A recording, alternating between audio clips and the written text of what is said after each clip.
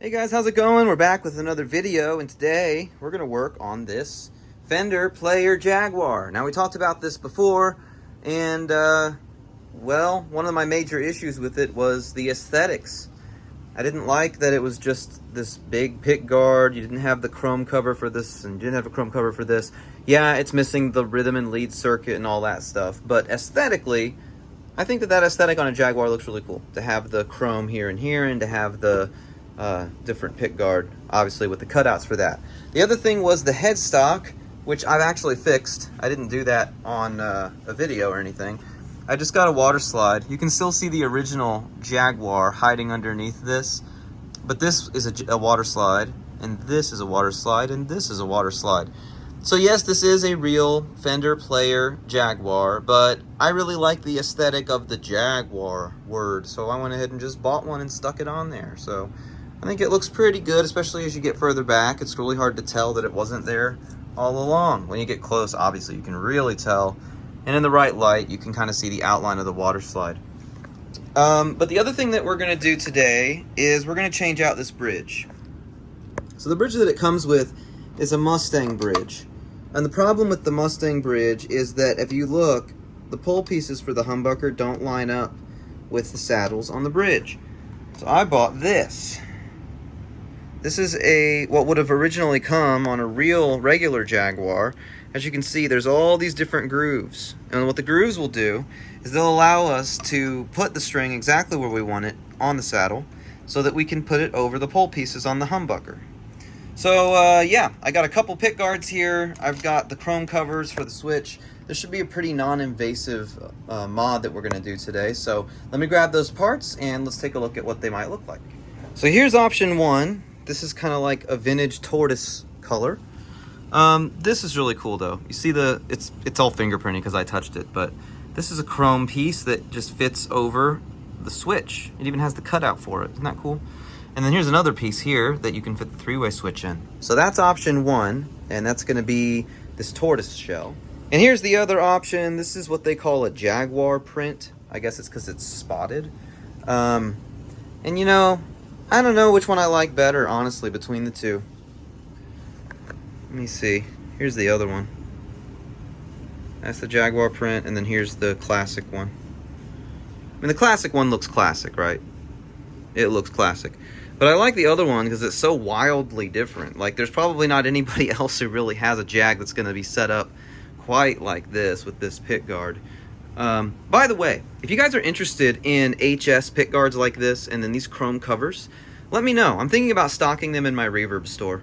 So if there's enough interest, I'll start stocking those regularly, and you can buy those directly from me. So let me know in the comments if you're interested in that. Anyway, I'm going to decide which of these two looks to go with, commit to it, and come back with the next step.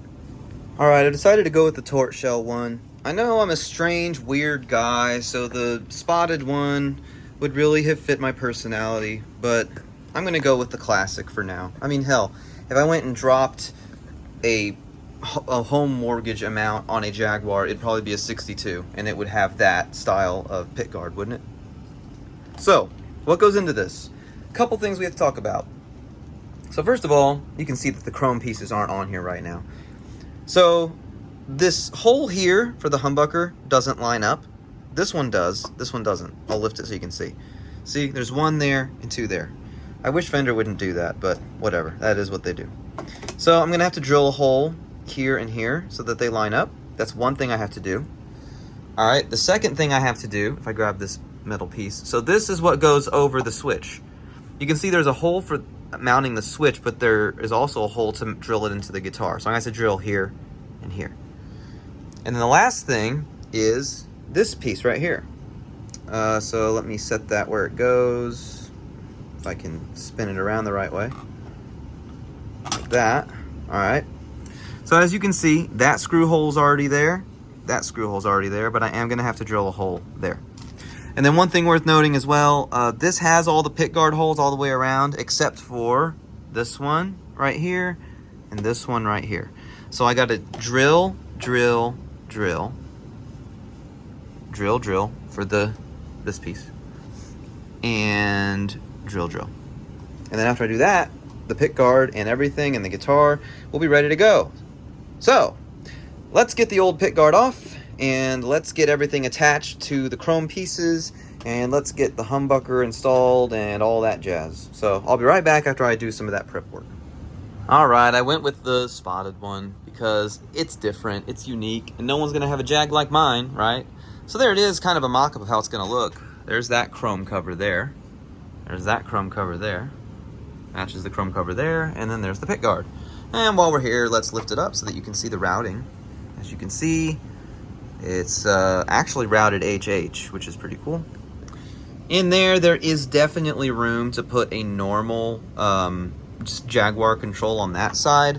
However, on this side, there's not really room for a rhythm circuit, so you'd probably have to route that out if you were to install one. So there you go. Also, bonus, I did not have to drill a hole in the pickguard because this pickup actually has 3 holes in it. Check it out. 1, 2, 3. So, because there's one in the middle, I was able to just put it in the middle. So, there we go. The only thing we have to do now is drill the extra holes for the pickguard and the control plates. So I'm going to do that and just screw it down. Okay, so I was able to screw in all the existing holes. And as you can see, most of the screws are in. I got to drill here, here, here. I got to drill here and here. And then everything will be in. This is going to look really cool when it's done. I'm excited. So I'm going to grab the drill. Don't need to show you that. It's literally as simple as drill, drill, drill, drill, drill. Okay, it's done. As you can see, I had a change of heart again. I got the printed this thing on here, and it just, I can't get like Chester the Cheetah out of my head. Doesn't look like a Jaguar spots. It literally looks like Chester the Cheetah. Like, I expect my guitar to say, dangerously cheesy. So it is pretty cheesy. So it's I'm not going to use this one. Maybe I'll have a change of heart later. But I think you can't go wrong with the classic. But there it is. It's installed. Drilled, drilled, drilled, and then drilled, drilled. And as you can see, everything's in there. I think it looks pretty good. Honestly, looks great.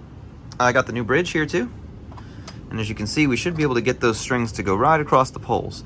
Now the thing is, the original bridge that came on this guitar, this one right here, was remarkably stable. So I'm not going to fault it for that. It was stable, the tuning was pretty good, but it isn't about the tuning to me. I want to be able to have the strings actually go over the pole pieces. So let's string it up and see if that's even possible. I'm very anxious to see. Also, you may have noticed earlier that the fingerboard looked wet. That was because I put some oil on it and I've just been letting it sit there and soak in while I've been working on the guitar. As you can see, it still looks pretty dry. So I'm going to add some more to it.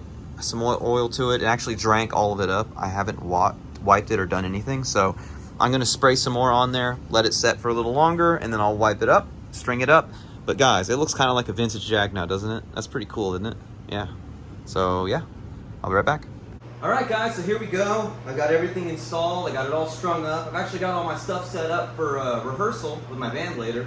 So I figured, you know what, run it through the rig. What do we got? Marshall Origin 50, right here, straight into the front, no pedals, no nothing. I will turn on some other stuff, like there's an SD1, a DS1. This isn't really about how it sounds, but I mean, it looks awesome, right? So I think we need to play it a little bit, just to kind of give it that authenticity, right? Let's do it.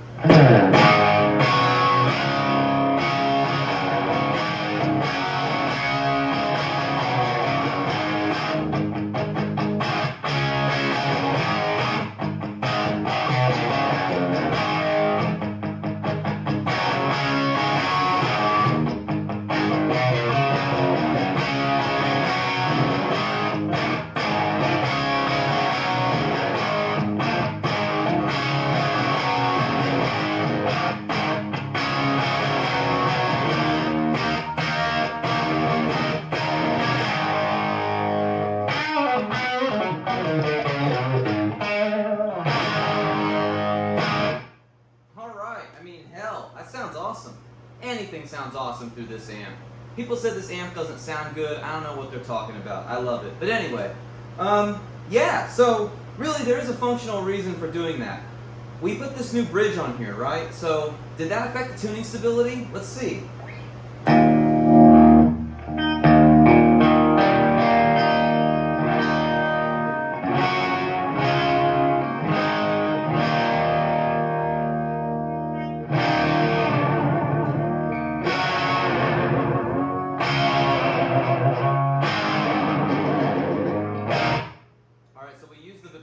arm quite a bit. Let's see if it's still in tune.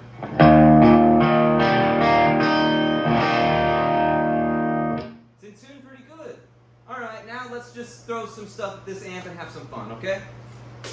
Effects loop is on. Holy Grail and Echoplex are on. Let's turn on DS1. Let's go.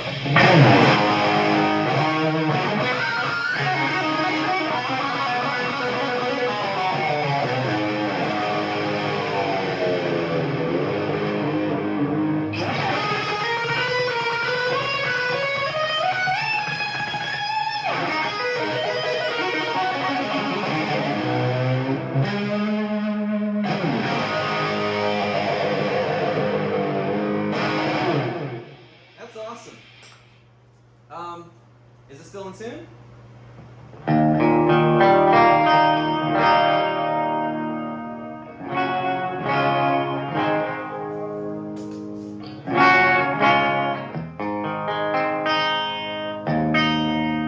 The high E is a little bit out, I think.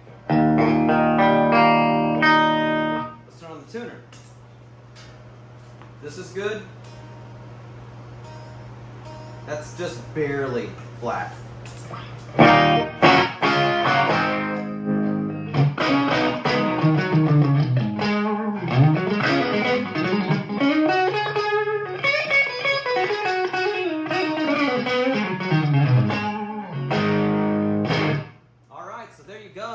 I think that this worked out really well. I mean, it feels more like a normal Jag. It looks more like a normal Jag. You've got the chrome where you expect to see it. You've got the Pickguard tortoise shell as you expect to see it. I already did the headstock decal, as you can see. But yeah, I mean, definitely worth doing. The one gripe I have about this is the Pickguard is clearly a photo print. It's not actually like a Tolex or like a, not Tolex, what's the word? You know, like they use for picks. Celluloid. It's not like a celluloid pickguard. It's literally a screen printed plastic one. And I'll show you. So hopefully you can see there. It doesn't look great up close. From this distance, it looks sort of right, but I couldn't be happier with it, guys, honestly. And the other thing is, I'm going to do like a follow-up video on this guitar itself later on. But this guitar, actually, I like it. I found out that you have to crank the shit out of your amp, and it has to be balls loud. And then this guitar sounds great. It doesn't sound very good at low volume, but it sounds great at high volume. Like, I'm going to turn on this SD1 real quick. So listen to this.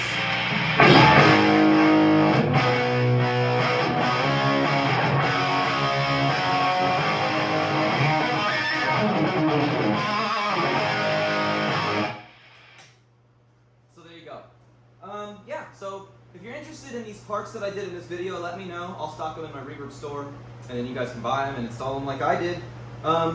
This guitar has become my main guitar. I don't really know how to explain it. It just feels right to me. We'll have a retrospective and kind of go back over how I changed my mind on that in a future video. But thank you very much for watching. I appreciate all of you. Please like, please subscribe, please join the Discord if you haven't already. The link is in the description below. And I'll leave a link for this guitar too if you really want one. I think they're great. They're on sale right now. So I don't know when you're watching this, but if you're watching this relatively close to when it comes out, these are on sale I think for $7.09, and then at most retailers you can get an extra 10% off. So at like Guitar Center and Sweetwater and Amazon and everywhere else, you get about 10% off. So it ends up being a really good deal for you if you want one. So yeah, there you go. Thanks again. Appreciate all of you. See you next time, and keep on rocking.